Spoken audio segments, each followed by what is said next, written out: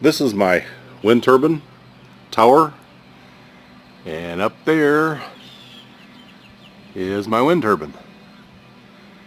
Now I'm going to talk about the tower here at first. And what this is, it's a 1.5 inch galvanized water pipe, and if you notice, it goes into a T here at the bottom, and then the T goes into two 90-degree elbows and then goes straight down. What I did is I dug a deep hole, filled it full of cement, and set those two legs down in the cement and let it harden. And then I screwed in this tower pipe, and you see it's attached there, and it's attached at the peak up there. Now they bring out a 22-foot length, and it was a little short, so I added a T, and then I added about 3 more feet, and that got it up high off my roof, about 6-7 feet up above my roof.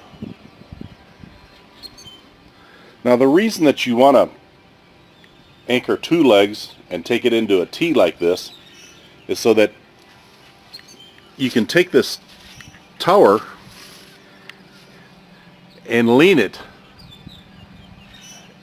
out this way and lay it on the ground, and that way you can attach your wind turbine, and then you can have a couple men pick up the whole tower with the turbine attached, and a couple men on the roof with ropes, and that way you can pull it up into an upright position and then attach everything. And if I ever need to take it down, that way I unattach it there, and at the peak hook ropes to the tower and lay it back down if I ever need to do that. Hopefully I don't. But that's why you do it that way. And it's very secure. This tower has been up here with this turbine for about 3.5 years. Now, I originally had a 1400 watt PMA. That's a permanent magnet alternator. And I wasn't making the power that I thought I should. I just wasn't happy with my output, what I was getting. And come to find out, I did some research, and what I needed was a super low speed PMA.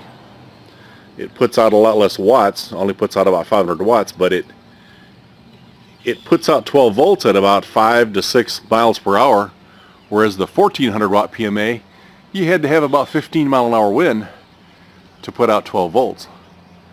So obviously I'm getting more usable power with the 500 watt super low speed PMA, and I bought my my 500 watt PMA from windbluepower.com. And if you notice, the blades, they make an aluminum blade that it's a real high-speed blade, but the trouble is we have gusting winds sometimes, not all the time, but just sometimes, gust up to about 65, 70, 75 mile an hour, almost tornadic winds. And I opted for these Raptor blades. They're a fiberglass blade, and the reason being is that in high winds, the tips of these blades, they bend back slightly, they change the angle of attack into the wind, and they actually flatten out in high wind, so that way it makes it almost impossible to overspeed these blades and do damage to the turbine. So that's why I opted for a 500 watt PMA versus a 1400 watt PMA. I know the 1400 watt PMA, it sounds like you're making more power, but in theory you're not, because I'm making more usable power at 500 watts than I was with a 1400 watt PMA.